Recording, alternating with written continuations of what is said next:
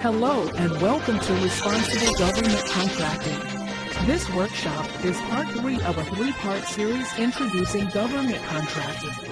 Today, Mr. Andy Bennett will discuss responding to requests with winning proposals.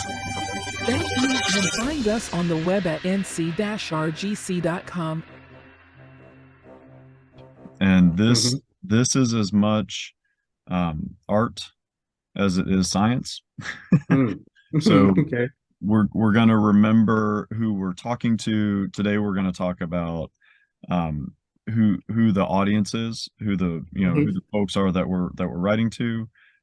Couple of different types of responses: RFQs, requests for quotes, versus RFPs, requests for proposals. And we're going to remember that process that we talked about last time. So how we go through that pre-solicitation, the market research, the request for information, sources sought, and then we go down to the RFQ and the RFP phase for the formal response. So we're going to review all that today, and then we'll dive in and take a look at a couple real ones and win you some contracts. All right. Awesome. All right. So let me fast forward here to part 3, and we'll have some story time. So I like to start out with real life here. So I had a client several years ago, about four years ago now, that brought me in after the fact because they were very, very frustrated that they had lost a proposal. They lost a bid. And this is one of those huge IDIQs, indefinite delivery, indefinite quantity. When we talk about the Amazon.com, when you get the permission to be on Amazon, you don't get any orders with that. There's no revenue with that, but you get permission to be on Amazon.com, and then people can place orders. So that kind of contract, that kind of IDIQ. And they're saying they spent, upwards of $200,000-$300,000 on the proposal development because this was a $50 billion contract vehicle. This is a bank account that has $0 in it, but has a ceiling and authorization up to $50 billion. So big deal for them. It'd be a big deal for any company, right? Yes. So what the frustration was the compliance that we're going to talk, some of the things we're going to talk about today. Okay. And the response that they submitted at the end of the day, the package that they emailed to the contracting officer as their formal bid, was 165 pages. That document was 165 pages. Wow.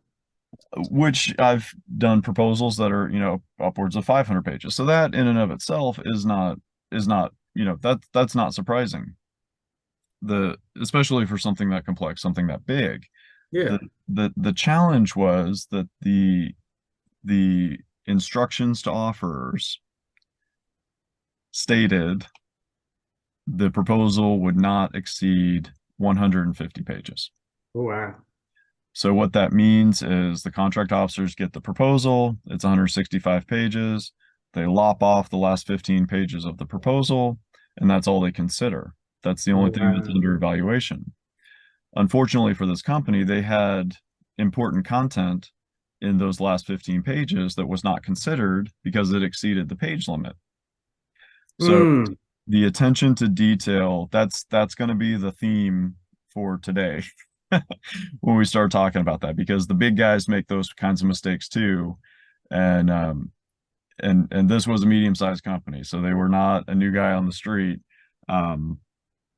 They submitted a non-compliant proposal.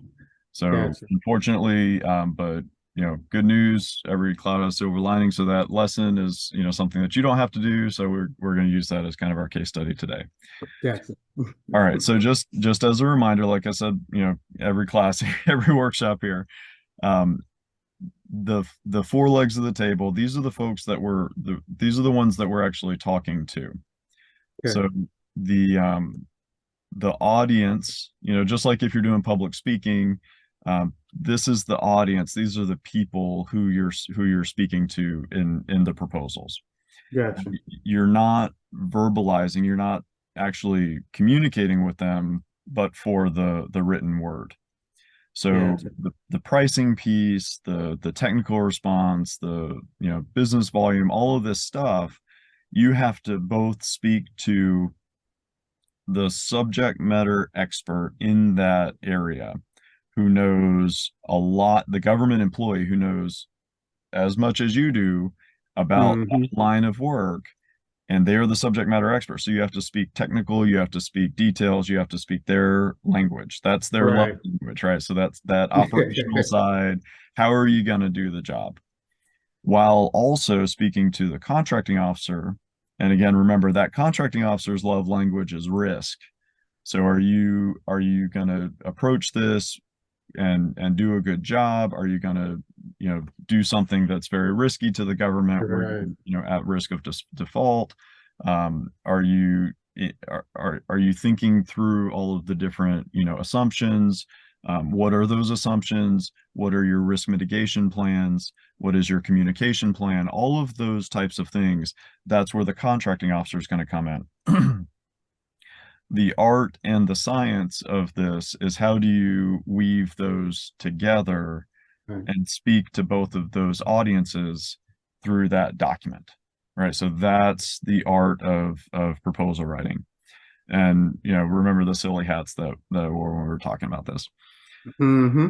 So the proposal process, remember the top line here is where the government's going out and doing their shopping. They don't know, they have an idea of what they're going to buy, but they don't know quite what exactly they're going to buy. Mm. So they're doing that shopping around up front, that pre-solicitation phase. Yep. And then down below is what we're talking about today. This is where, okay, they've done their shopping around. They know the details. They know exactly what it is. They've even done maybe a draft RFP. They've posted for everybody to read what that request for proposal is going to look like. Then they come back and they say, okay, here's the final. We're gonna post this this request for proposal. And that's where we now have a document that we can look at, and most of the time they'll allow for questions. This is that red line where you do not call the contracting officer anymore. You certainly do not call the end user anymore. Hmm. All questions, all communications are formal. You send, sir, ma'am, I have a question regarding XYZ solicitation. Here's my question, right? And that contracting officer will respond to everybody so that everybody has fair information at the same time. Remember, we talked about last time when you're looking for opportunities, that market research, request for information, sources sought phase, that's where the contracting officer is doing their shopping around, but they're Hmm. not just shopping the product or service. They're also, and sometimes more so, looking for small businesses that can provide that product or service. Okay. Because remember that small business requirement is very much in your favor with federal contracting. They have Okay. that 23% requirement for total small business, then the 5% for 5% for minority owned, 5% for women owned, 3% for veteran owned, 3% for hub zone. Now, since we're talking about responses today, the responses for pre-solicitation for any of these in the green box, the responses for this typically is your capability statement as that cover sheet. All right, so that's page 1. And then the contracting officers will often have 4 or 5, sometimes even 10 questions that they're looking for. That's where they're doing their shopping around. One of those questions, I promise you, is going to be, name of your business, point of contact, that kind of stuff. Another Hmm. question is going to be, what is your small business status or category? And that's where you tell them, I'm a total small business, I'm a minority owned company, I'm an 8A certified company, I'm a woman owned certified company. That's where that, you want to make sure you highlight that. And then there's going to be some technical questions. They're not looking for a full-blown proposal here. They're not generally, they're not looking for pricing either. Mm. It's critical to pay attention to these though. And I see some companies just, it's not worth my time to respond to the RFI. They're not going to award off the RFI, so I'm not going to waste my time.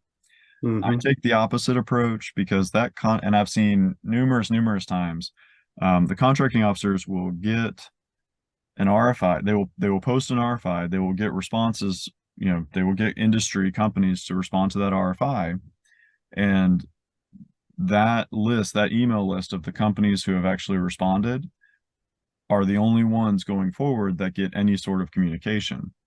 So if you're only looking on sam.gov or one of the websites for that, and you notice that RFI, but you don't respond to it because you think that it's going to move forward, and Andy said it's going to go down to that solicitation phase, it's going to be an RFP. I'll just catch it on the RFP. Well, maybe, and the contracting officers have the authorization, maybe they just post the RFP to those few companies that showed interest during the RFI, and they responded to the RFI. So now you don't even know it ever moved forward, and you've lost the opportunity to actually bid on the job because you didn't respond to the RFI. Right. So the RFI is 80% going to be exactly the same. You do that capability statement one time, you have that as your cover sheet, and now you've got page one done for any RFI responses. What I typically do is have a company letterhead, your logo, whatever your typical kind of format, formal letterhead is, have the questions that they ask, the 5-10 questions that they ask for the RFI. Say question, boom, boom, boom. Here's what the government says, and then indent under that what your response is. Question number 2. Here's what the government, and use their own words. Don't rephrase it. Use their own words. Boom. Here's your question. Here's my response. Here's your question. Here's my response. Maybe that's 4 or 5 pages. Maybe that's 3 pages.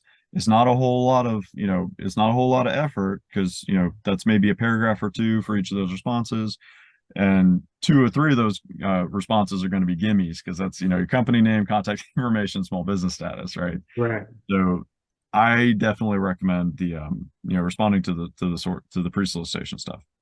Okay. Getting more complicated, we start getting into the solicitation phase here. So separate from RFIs. So set RFIs aside. Now we're just and set RFQs aside, because typically an RFQ, request for quote, is like what we would think of like an invoice or a bill of lading or something like a shopping list. Pricing sheet, right? Right, a pricing sheet. Absolutely. Item 1, quantity 10, unit price, $15. Here's the total for that line. Item 2, boom, boom, boom, total bottom line, $1,000 total bid.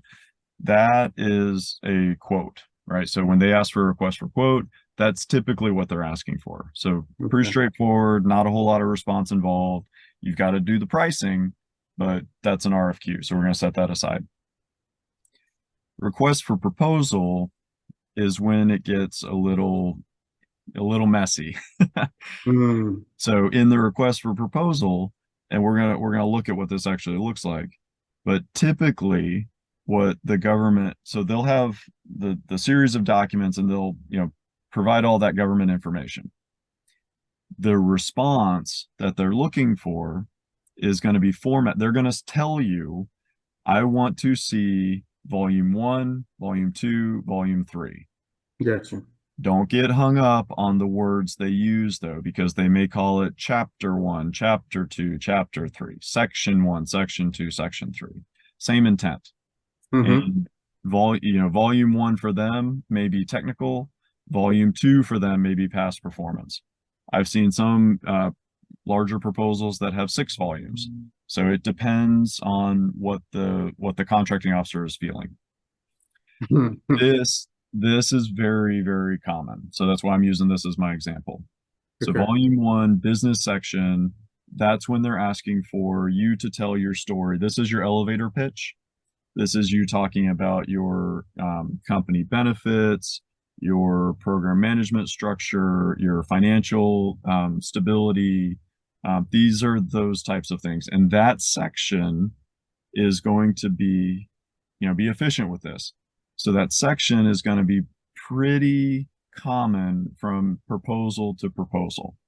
Mm. That isn't going to change a whole lot if you're bidding on this job versus that job. So don't reinvent the wheel, don't rewrite it every single time. So, become efficient at that. The next volume 2. This is self-explanatory, so technical.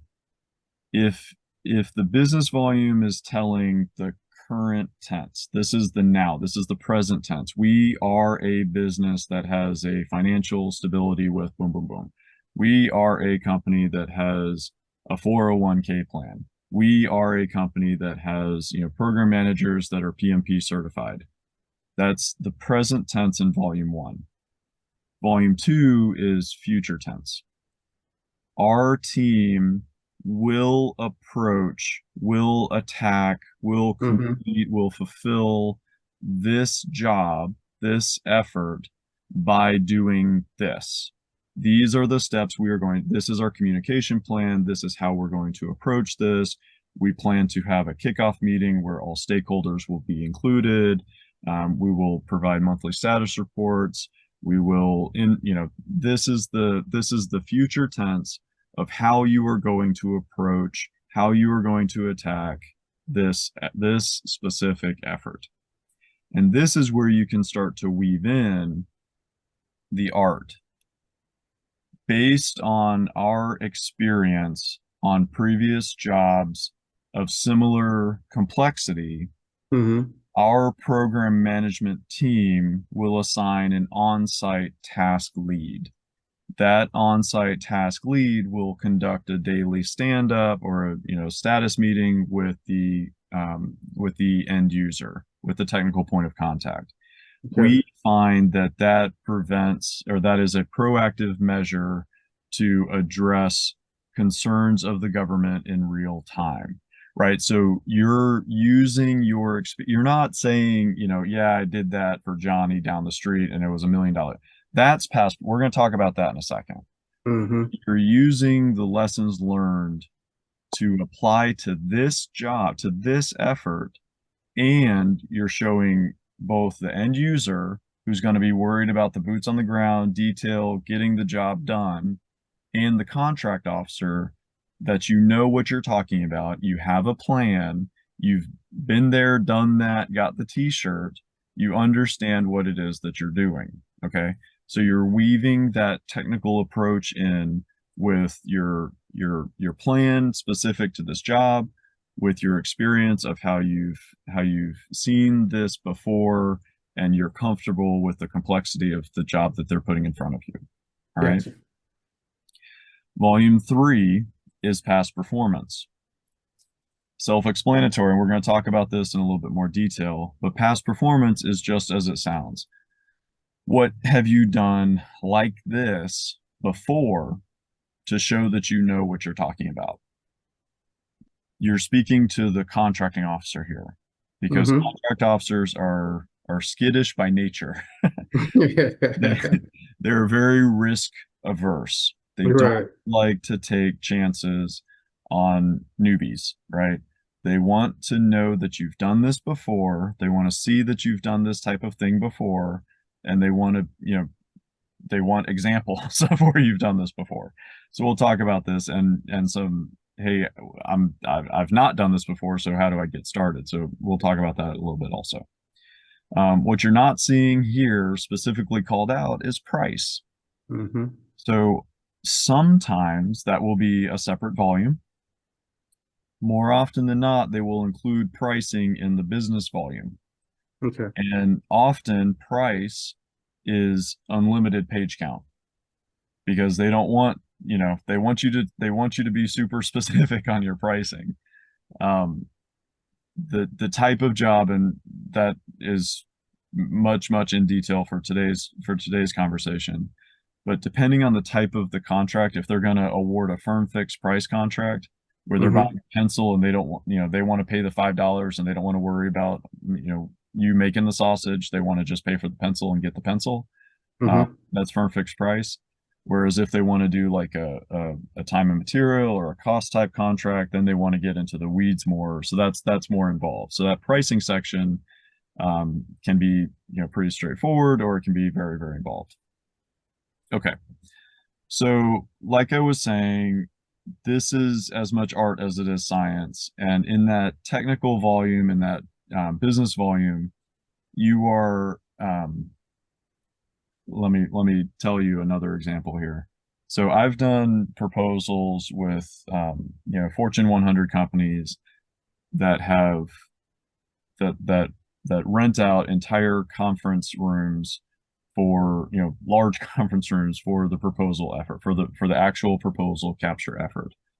And what they will do is they will line the entire wall, all four walls of that room, with bulletin boards. Mm. And they will put each individual page of the proposal on the wall. And they will have, and you may have seen this if you ever looked at comic books as a kid, or you've seen, how Hollywood kind of makes a movie. It's called storyboarding. Yeah. They will take, just like a comic book, and they will take different sections. Okay, what is that picture that we're trying to paint for that contracting officer? What is that we're trying to convey? What is that we're trying to tell to the contracting officer? Okay, here's the storyboard. Here's the process that we're trying to walk them through. Because again, you're talking to both the end user, who really, really knows what they're talking about from a technical standpoint, and you're talking to that contracting officer who's, higher level, but looking at it from a risk perspective. So that painting a picture, telling a story, those are just kind of good ways to remember you're talking to human beings, but you're also competing, and you've got to, convey that you know what you're talking about. Correct. Okay. So let's shift gears now to that volume 3, past performance. Past performance is this pro tip here, piece of advice. If you don't have this, I highly recommend starting it. What I do for my clients, and what I do, I drink my own Kool-Aid here. I do this for myself.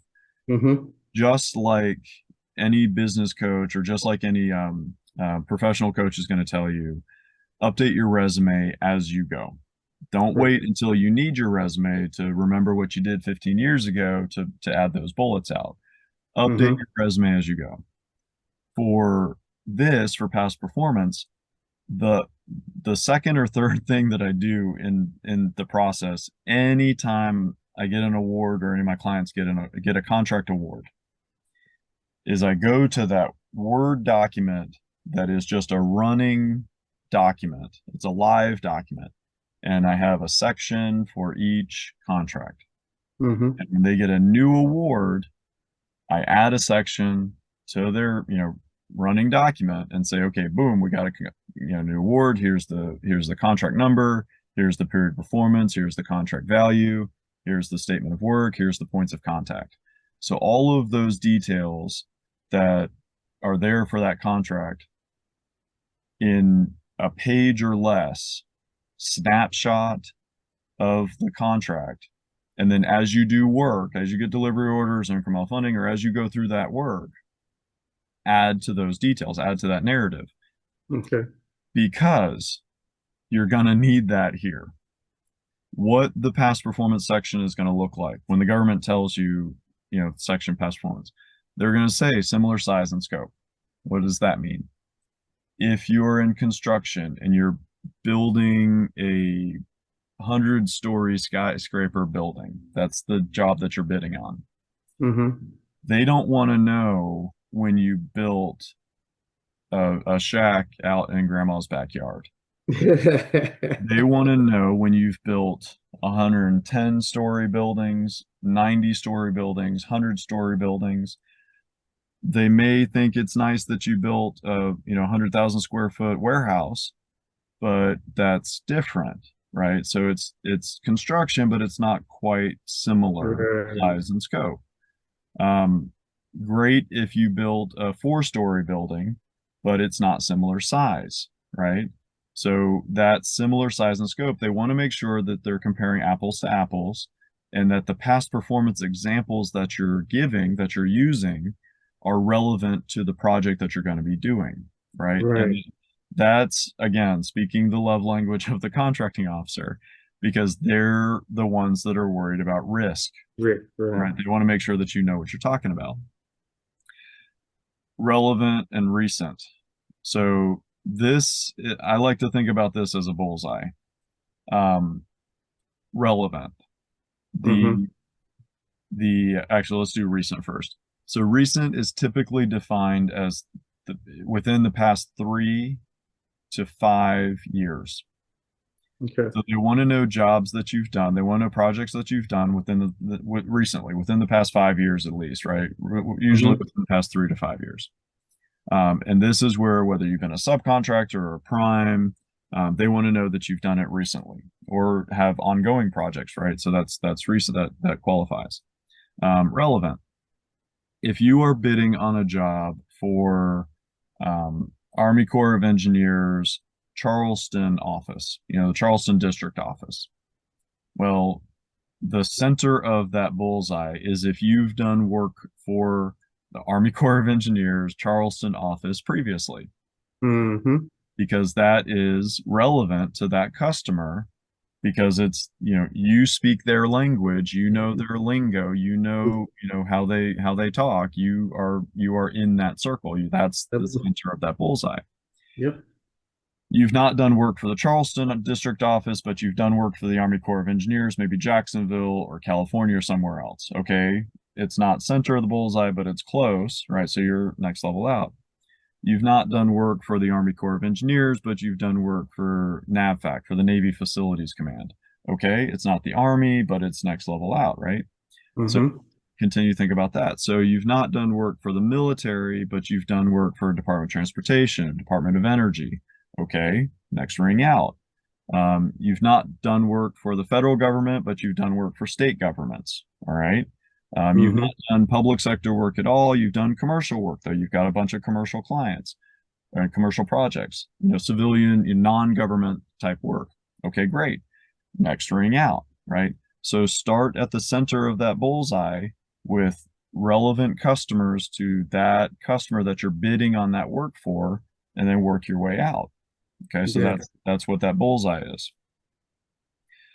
So now we're going to start to cheat a little bit, because I love federal contracting for this slide for lots of reasons, but for this slide in particular. They tell you the answers to the test, that they're giving it to you. You just have to know what you're looking for. Okay. Keyword search, Control F. Find in those government documents. It's going to be in the solicitation document. It's going to be in the RFP document. Sometimes, oftentimes they're called Section L and Section M, Lima and Mike. But you really want to look for instructions to offers and evaluation. Sometimes it's called evaluation factors or factors for evaluation. So sometimes the words are a little bit different, but you want to look for these key words, because instructions to offers is where they're telling you, I want a technical volume. In that technical volume, I want a subfactor talking about program management. I want a subfactor talking about certifications. The subfactor 1, not to exceed 5 pages. Subfactor 2, not to exceed 10 pages.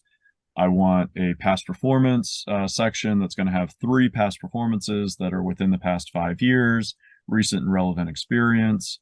Provide the contract name, contract number, point of contact, boom, boom, boom. That's where, here's a fun one. Times New Roman font, 12-point font. Really? Margins 1 inch. I am not exaggerating. Wow. Sometimes they will say no color graphics. Sometimes they will say separate documents instead of just including everything in one PDF document. Sometimes they will say, they want each volume separate. And kind of think about that for a sec. Put yourself in the contracting officer's shoes. They're not just being a pain in the neck. Yeah, Some are for sure, but set those aside, right? So the reason they're doing that is because first off, they've got a huge magnifying glass over them at all times, right? Because they're dealing Right. with government, they're dealing with taxpayer dollars. So they've got this huge book of regulations and policies, the federal acquisition regulation that they've got to follow, right? So that's, kind of the second strike. And the third Mm-hmm. strike is they're getting maybe hundreds of responses from knuckleheads like you and me that are saying, "Hey, I can do that," right? And Right. they've got to have some way to say, "Okay, we want to be fair. We want to make sure we're comparing apples to apples. So I've got to leave nothing to the imagination and specify every little nitnoid detail so that all of these things all these proposals, I can look at and evaluate the same way." So Right. that's why they go through that. And Okay. then, like I said, they're giving you the answers to the tests. Section M is the evaluation factors. They're telling you, here's volume 1, volume 2, volume 3.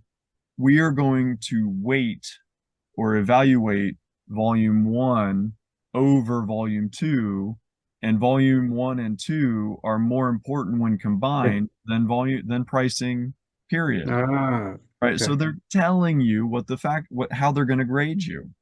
Sometimes they'll give you a scale and say, okay, 1, 2, 3, 4, 5, 5 being the top, and then we'll evaluate. Sometimes it's pass fail. You either pass it or you don't. Um, Often why they separate out those different sections and they say they want different, actual documents, actual PDF documents for each of those sections, is because when they go through the evaluation, the end user doesn't need to see pricing. I've Hmm. seen some companies or some proposals where the contract officer will say, "Hey, don't include your company name in your technical volume. No reference to your company or any companies in your technical volume, just your approach." Why? Because they're going to give that technical volume and all of the competition to the TEB, the Technical Evaluation Board, and those are end users. They don't need to worry about if they know Johnny's company is, Acme. They don't Hmm. want to give favoritism to Acme, so they're keeping all those company names out of it. They don't want the end users worrying about pricing. That's not their job. Right. They want the end users looking at, okay, does this person know what they're talking about? And is this plan that they've put together going to do what we need it to do? Right. So Right. that's what they want them focused on. So when they give you those instructions, they give you those evaluation factors, pay attention. That is Yeah. that's that 165 pages that lost them a huge proposal, right? Right. Right. That's where it comes back into play. Details. Details. Details matter, and this is where they tell you the details. They're not hiding them. So what does that actually look like? Well, here's one. This is going to be in section L, and this is going to be in the instructions to offers. And this is kind of what that looks like. Not to exceed is NTE, not to exceed 3 pages. They want the relevant past performance. Mm-hmm. Plan is, again, words matter. This is what they're calling the technical volume. So they want the work plan not to exceed 2 pages, and this is what they want you to include in it. And then section C here, this is new. Key personnel. Key personnel is something that sometimes they'll throw in. If there's 10, 20 different, people needed to do the job, whatever the job is, maybe the government's going to say, I want these 3 people identified as key personnel. And usually that's the top, either the most senior, like program manager, or the most senior technical expert. Okay. Because for key personnel, they're going to want to see the resumes of that human being that's going to take that position, right? It's Yeah. just another way to, de-risk a solution. Sometimes they'll say 120 days. Sometimes they'll say, in this case, they say 49 days. That person that you put forward as key personnel has to stay on the job. That human being that you put their resume Right. in, just for those key personnel, has to be the human being that's assigned to this job for at least the first 49 days of that job. Most Okay. cases, it's the first 120 days. So just keep that in mind. Right. Okay. So now let's focus on how am I doing on time? Okay, I'm good. So now let's take a look at pricing. This is a section unto itself, and there are people who just focus on the pricing and that's their expertise. But from a high level, pricing gets complicated by the government on the left side here. And this is the cost model. So if you've ever if you've built a business budget and you know how much you've got to pay to have your emails, and you know how much your printer paper costs and how much your electric utilities are, and all those things that cost to run a business, you usually commercial companies are just calling that overhead, right? Mm-hmm. What the government does is they break that overhead into a couple of other factors, and they call what we might call overhead, they call that indirect. They call that indirect rates. So what does it cost you to do your business? Okay. And that indirect rate, that big bucket of indirect rate, breaks down into overhead and G&A, general and administrative. Okay. G&A, general and administrative, just what it sounds like. That's what your company and my company and the dog groomer and the lawn care company and the painter and the IT company, that's what all of these companies have in common, right? So I need a website. I need email. I need printer paper. I need an administrative assistant, right? So all of those things are not associated with a project, but they're just to operate my business. Okay, so those are G&A. Overhead are things that you need in order to do the job that they're asking for, right? So those are overhead. And then cost basis are things that you're actually billing to the government. I could spend 3 or 4 hours just talking about this, but just to kind of overview it for you, that's what it is. Okay.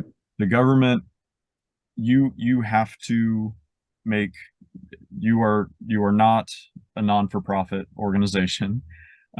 It's actually illegal to give the government something for free. They expect you to make a profit. Okay. In fact, they will have a competitive range. What does that mean? Before, way early in the process, when the government, even before they do their shopping around, the government's done this, whatever it is, before, and they're going to estimate internally what they think it's going to take to do that job. It's called an independent government cost estimate. That IGCE is where the government says, okay, this is going to be a $150,000 job, or this is going to be a $15 million job. All right, so that is a line, whatever they think the job is going to cost. And then, depending on the contracting officer, they're going to go up 10% and down 10%, or up 20% and down 20%. Mm-hmm. That's the competitive range. So all of the companies that now submit bids for that job, for that project, are going to be pinpoints in that map, in that graph.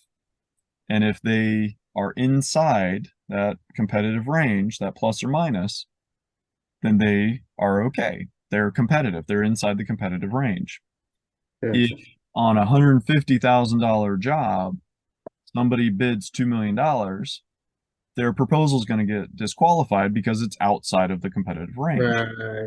Also, if somebody, sandbags it and bids, $1,000, they either are trying to give the government a lost leader, which you can't do in federal government, or they don't know what they're doing, and that's a risk.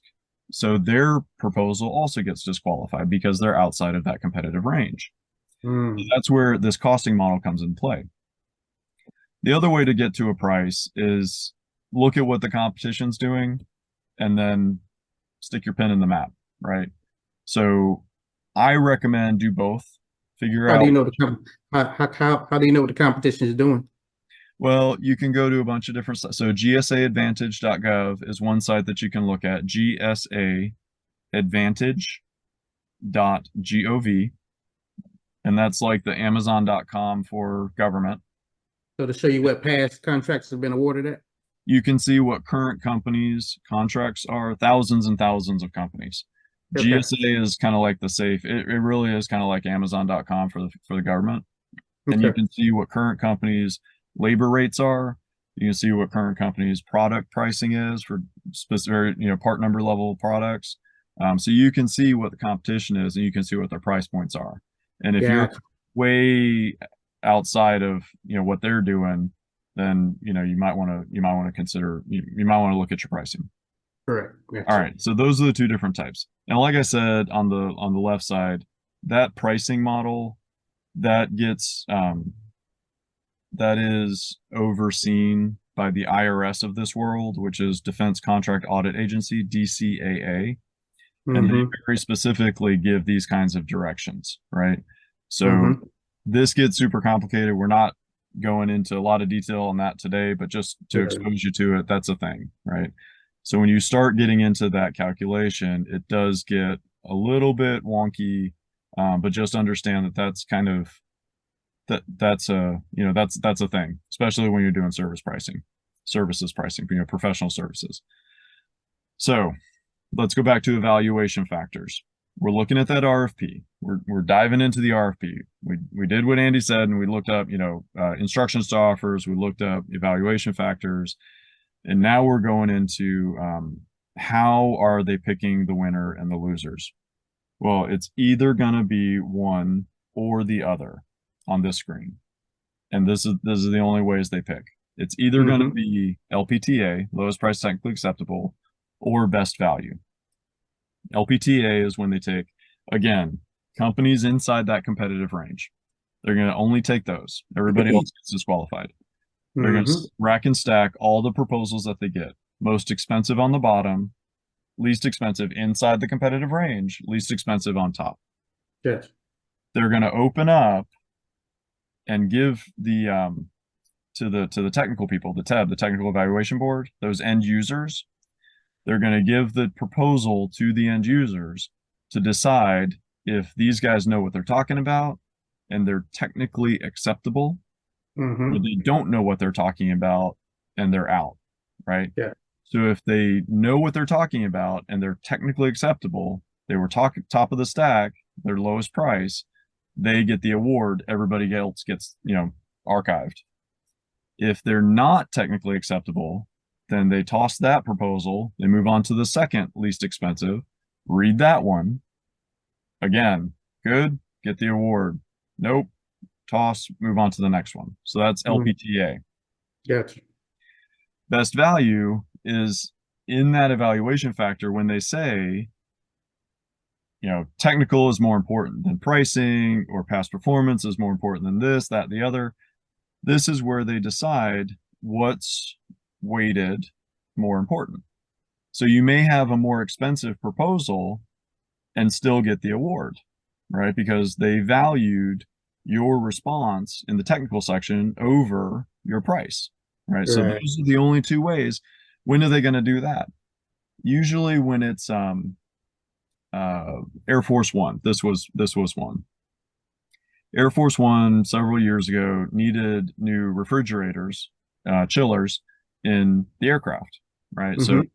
super important airplane, right? Air Force One flies the president around. We don't want any, we don't want to run down to Walmart. Nothing against Walmart.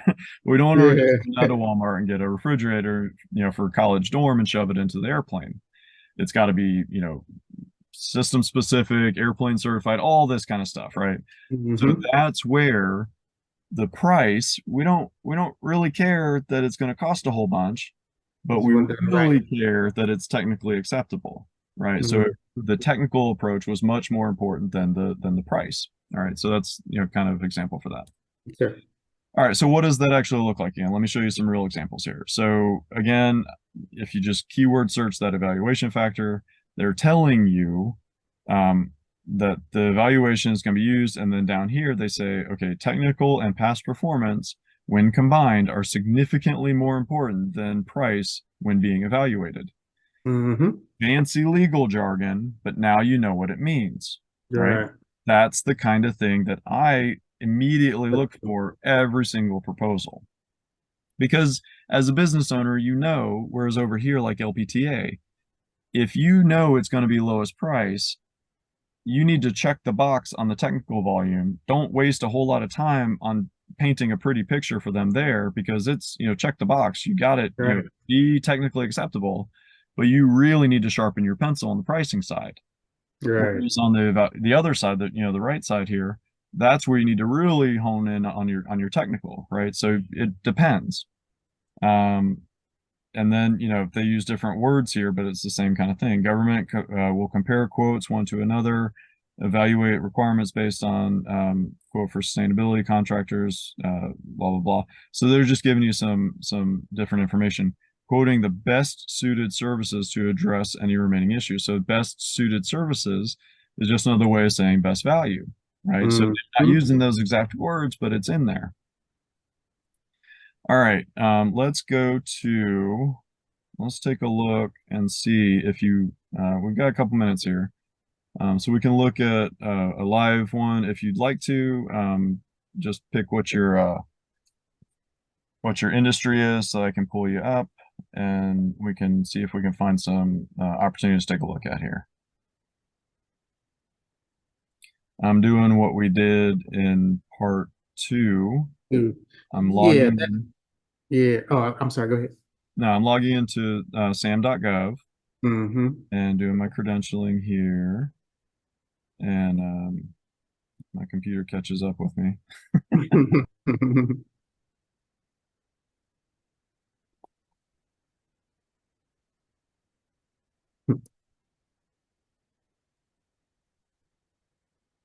There we go.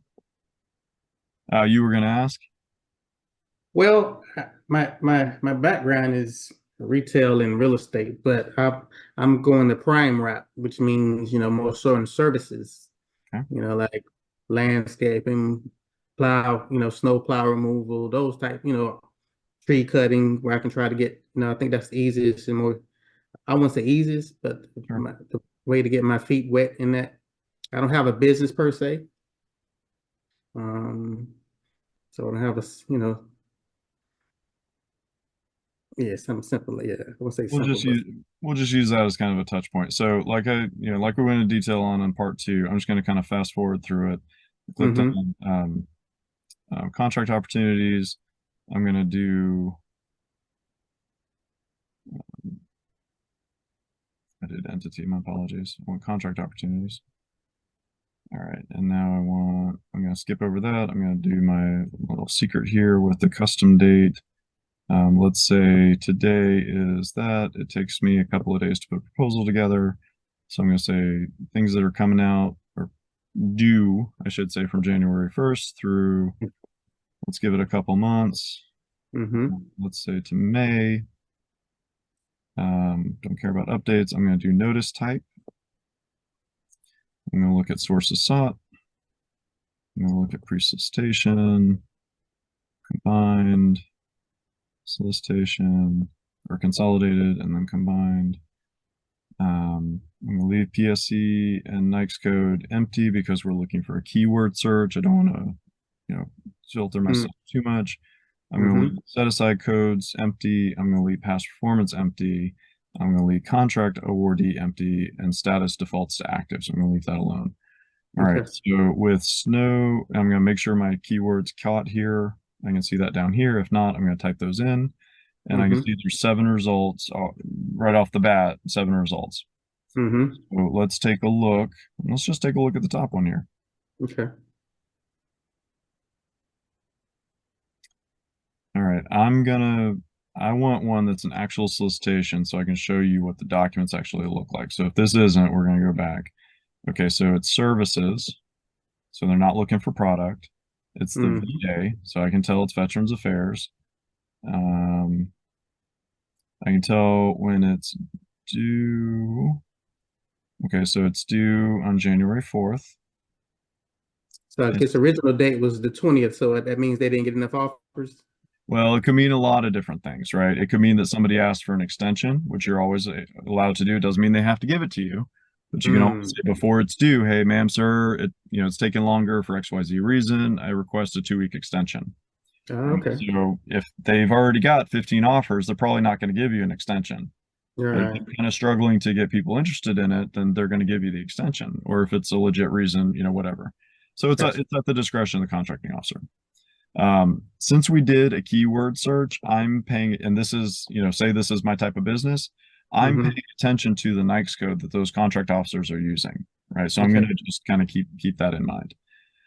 Description, they don't really, okay, so it looks like they updated because there were questions and they answered vendors or companies, right? So that's us. All right, so what I see here, this type of lingo Mm-hmm. is the contract note. That's the notice ID, right? So that Mm-hmm. keys into me that that's what the contract number is. This 0001 tells me that's an amendment, right? Okay. So there's probably, yeah. So this is the original document, and it Mm-hmm. was December 13. And then it looks like, a few 9 days later or so, they posted an update, and that's the amendment. All right. Mm-hmm. And past performance evaluation questionnaire. So they're giving you a document, a survey that they want you to send to your previous customers so that they can send it out back to the contract officer. So it's an evaluation Mm-hmm. questionnaire, right? Gotcha.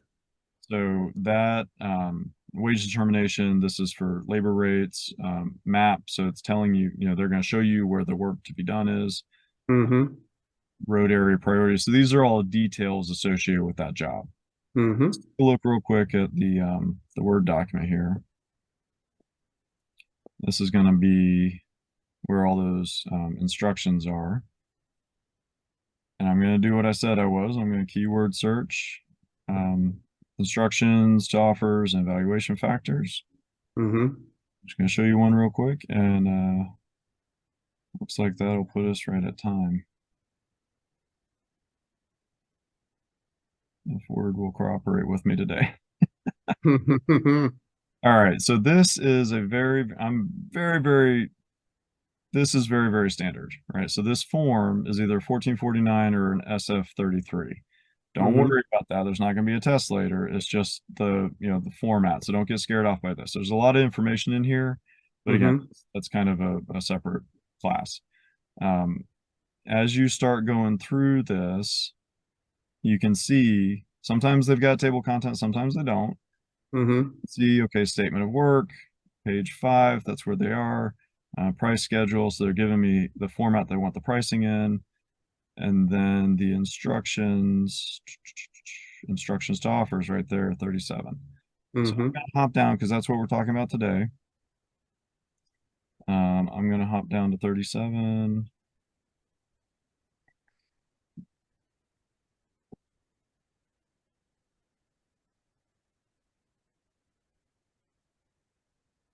Okay, so instructions, they're telling you what information to include. Submission of offers include, this information here, 1, 2, 3, 4, all the way to 7, 9. Yep. So all this stuff, they're telling you what to include. Period of acceptance. If your quote is valid, right? So that's what they mean by that. How valid, how long is your quote valid for? Yeah, so these are all the instructions. And then for me, I'm going to keep looking for some evaluation, and I'm going to do a search for evaluation. That's going to be in there somewhere. There's a bunch of them. Okay. So let's go. There we go. Okay. So the overall evaluated price. All right. There we go. All right. So just playing around with it a little bit, and magically I did the keyword search, 41 results. So even worst case, if I've got to look at each one of them, I'm going to get to something that looks like this. Mm-hmm. And we pulled this up real time, so I can't can this, right? So You're right. this is real. This is live. Quoters, they said vendors before, but quoters. So again, give flexibility with the words they use. This quote shall consist of 3 factors. They're calling them factors, not volumes: technical, past, and price. So they're not talking about business, but there's what it is. They're Mm-hmm. telling you, okay, here's what they want to see in 30 pages or less in your technical volume, right? So boom, boom, boom. You got to answer those things. Mm-hmm. Here's what they want to see in past performance. The offerer shall seek at least, that's them, the government offerer shall seek three. Well, no, that's a little weird. The offerer is you, but they're kind of worded it funny. Shall seek at least 3 recent and relevant within the last 3 years. So they want 3 examples within the past 3 years with similar, same or similar services, right? I said size and scope, but they're saying similar, same and similar. Yeah, and then the past performance questionnaire. So they give you the document for the past performance questionnaire that they want you to send out. All right, and then factor 3, up to the government, total price.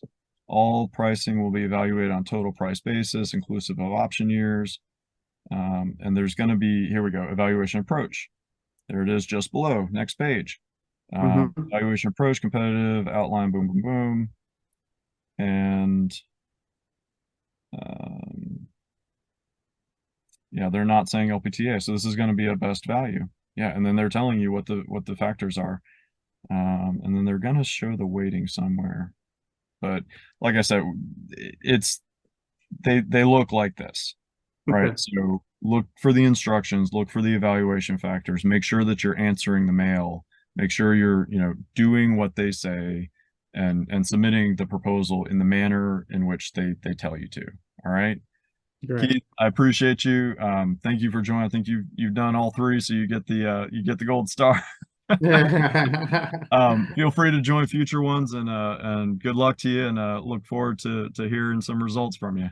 All right, sounds good. Sounds good. Thanks, Dick. Thanks, Andy. Appreciate it. All right, talk to you all later. Bye-bye. All right. Bye-bye.